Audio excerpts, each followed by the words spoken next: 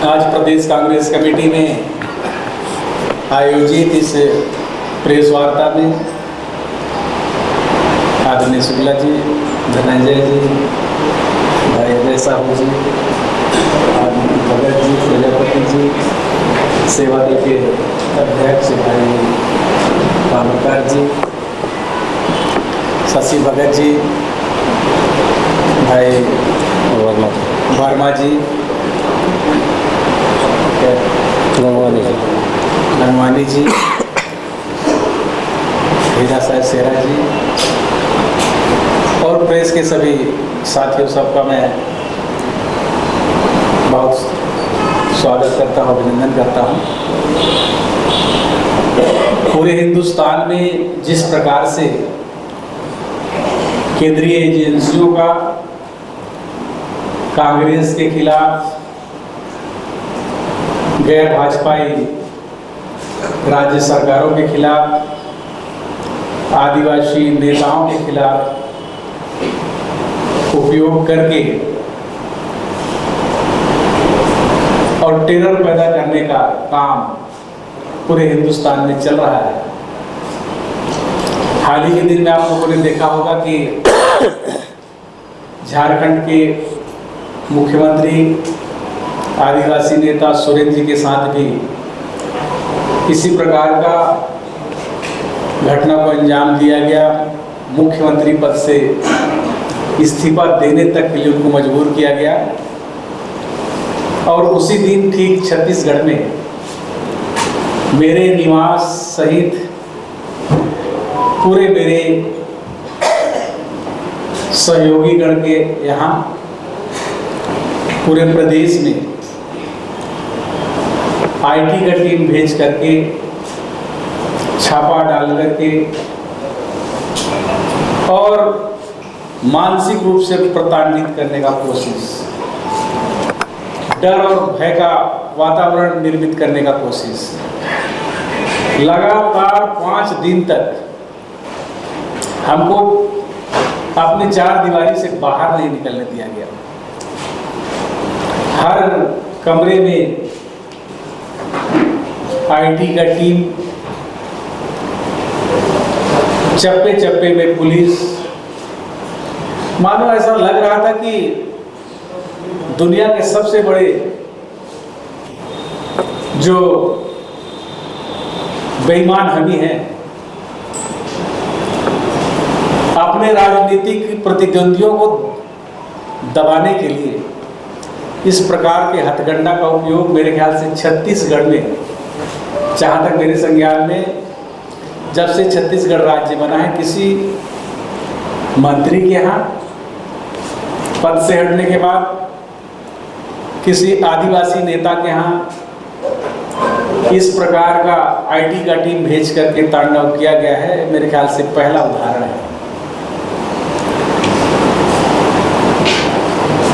ठीक विधानसभा चुनाव से पहले कांग्रेस के तमाम नेताओं के ऊपर भी, मुख्यमंत्री, तत्कालीन मुख्यमंत्री माननीय भूपेश बघेल जी सहित काफी लोगों के घर में जाकर के इस प्रकार का तांडव किया गया। हाल ही में अब माननीय राहुल गांधी जी का भारत जोड़ो न्याय यात्रा छत्तीसगढ़ पहुंचने वाला है। संगठन की तरफ से मुझे भी उसमें संयोजक बनाया गया था। कार्यक्रम सफल ना हो इसलिए डर का माहौल पैदा करने का कोशिश, साथ ही अभी जो लोकसभा चुनाव होने हैं उसमें संभावित उम्मीदवारों का जगह जगह से नाम निकल के आ रहा है। उसमें से सरगुजा से आप ही लोग समाचार पत्र के माध्यम से, आपके न्यूज़ चैनल के माध्यम से मेरा भी नाम उभर करके आया। मुझे लगता है कि भारतीय जनता पार्टी छवि बिगाड़ने के लिए, डर का माहौल पैदा करने के लिए, राहुल गांधी जी के इस यात्रा को विफल करने के लिए इस तरह की कार्रवाई और हथकंडे का उपयोग कर रही है। मैं सरकार से पूछना चाहता हूं कि आदिवासी इतने बेईमान हो गए, पूरे प्रदेश में सबसे बड़ा बेईमान आदिवासी लोग दिख रहे हैं। आदिवासियों का पूरा जंगल उजाड़ दिया गया, हमको वहां तक जाने तक का मौका नहीं मिला। इतने बड़े बड़े धरना सेठ हैं इस प्रदेश में, सबसे बेईमान एक आदिवासी दिखा। और घर के चार दीवारी में बंद करके रखा गया। हमारे जो पुराने स्टाफ है उनके साथ मारपीट करके और गलत सलत दस्तावेज में दस्तखत और बयान लिया गया। आखिर क्या चाहते हैं कि आदिवासियों को जीने का हक नहीं है क्या? क्या हमको अपने विचार अभिव्यक्ति का अधिकार नहीं है क्या? क्या हम लोग राजनीति में आगे नहीं आ सकते, अधिकार और हक की बात नहीं कर सकते क्या? अगर ऐसा है तो सीधा सीधा हम लोगों को गोली मार दिया जाए, रहेगा बांस न बजेगा बांसुरी, और जब तक जिंदा रहेंगे हम लोग अपने हक और अधिकार की बात को करते रहेंगे। और राहुल जी के जो यात्रा है उसका हम लोग स्वागत करते हैं, अभिनंदन करते हैं। और आप लोग सब जब छत्तीसगढ़ में आएगा और छत्तीसगढ़ के अंतिम सीमा तक पूरे अपने साथियों के साथ उसमें सम्मिलित रहेंगे। जी, आप सबकी तरफ से कोई सवाल? जी दीपक जी, आपने 2-3 बार जिक्र किया आदिवासियों के साथ ऐसा किया जा रहा है। जो सरकार है इसके मुखिया भी आदिवासी हैं, मंत्री भी आदिवासी हैं, और बीजेपी ये भी कहती है कि हम तो आदिवासियों को राष्ट्रपति जब बनाए, तो आप इस तरह की बात कैसे कह सकते हैं? मेरा आदिवासियों से मतलब है गैर भाजपाई आदिवासी। अगर आपके संज्ञान में होगा तो आज तक किसी आदिवासी नेता या आदिवासी मंत्री पद से हटने के बाद या पद में रहते हुए किसके यहाँ आईटी और ईडी का टीम गया है? आप बता दें मुझे, एक भी एग्जाम्पल बता दें। मुझे क्यों टारगेट किया जा रहा है? मेरे घर में क्या मिला? जितना हम घोषित किए थे उससे 1 इंच ज्यादा कुछ नहीं मिला। चल अचल संपत्ति सब हमारा घोषित है।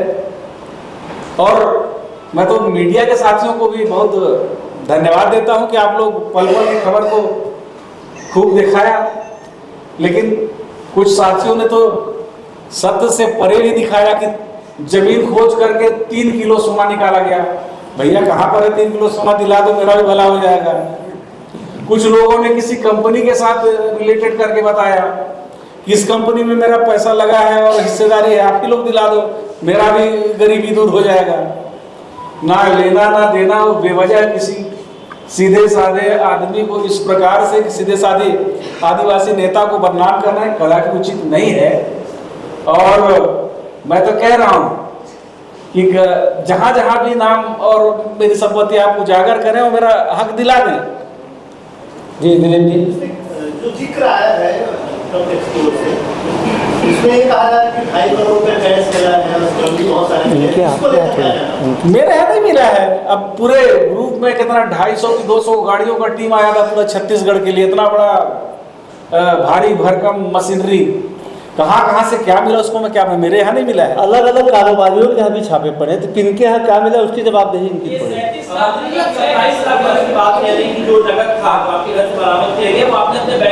हाँ जी, जब्त किया गया। हाँ, तो क्या कोर्ट में अपील करेंगे? बिल्कुल बिल्कुल।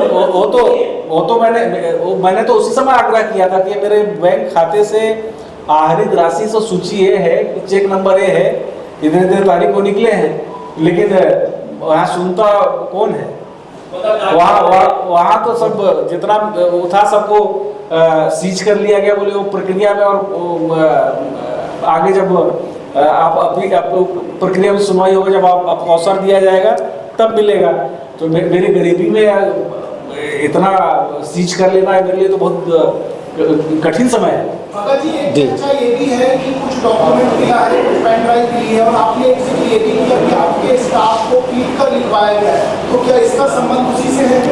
सुनिए, वो तो कई जगह से कई प्रकार की खबर आ रही है। मेरे प्रेमाइसिस से अगर कोई चीज जब्त हुआ हो, सीज हुआ हो, बरामद हुआ हो, उसके लिए मैं जिम्मेदार हूँ। और पूरे मेरे प्रेमाइसिस के बाहर जो दूसरे कहीं किसी के यहाँ क्या मिल रहा है, क्या उसका मैं थोड़ा जवाबदारी हूँ। जो है जिसका वो जानेगा जी, इसमें है क्या जवाबदारी।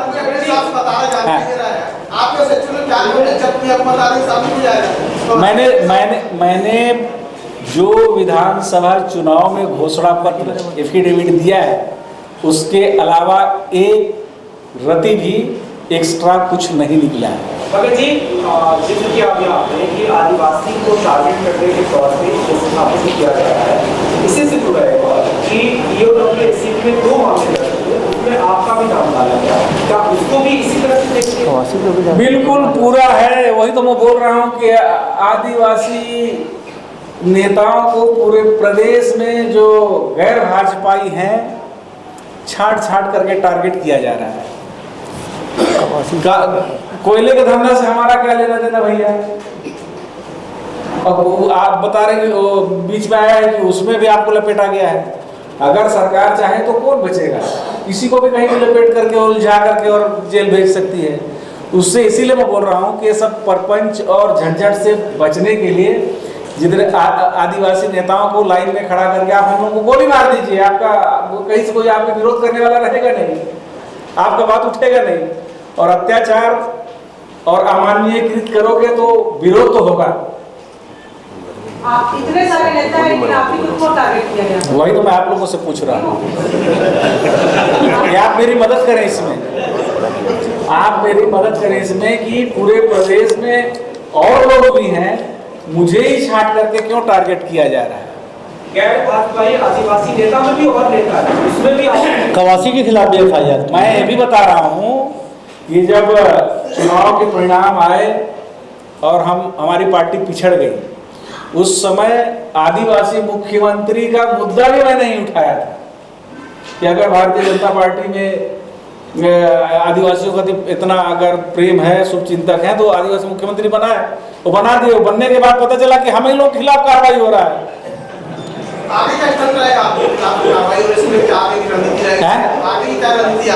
हम चाहते हैं माननीय मुख्यमंत्री जी से, माननीय राष्ट्रपति जी से, जो आदिवासी वर्ग से आते हैं, आदिवासियों के ऊपर अत्याचार और जाति जो हो रहा है उसको बंद कराएं। आदिवासी कभी बेईमान नहीं होता है, कभी भ्रष्टाचारी नहीं होता है, उसकी जरूरत बहुत सीमित रहती है। हमारी जो घोषणा किए हैं, जो चलाचल संपत्ति को उसको जांच करा ले, देख ले कहाँ पर हम गलत हैं, तो हम कार्रवाई करें। बदले की भावना से किसी के ऊपर कार्रवाई नहीं होनी चाहिए। तो इसको लेकर कोई पत्राचार करेंगे कि आपने कहा राष्ट्रपति और मुख्यमंत्री? आप मेरी मदद करें, जैसा आप लोग सलाह देंगे हम जरूर आगे की लड़ाई लड़ेंगे।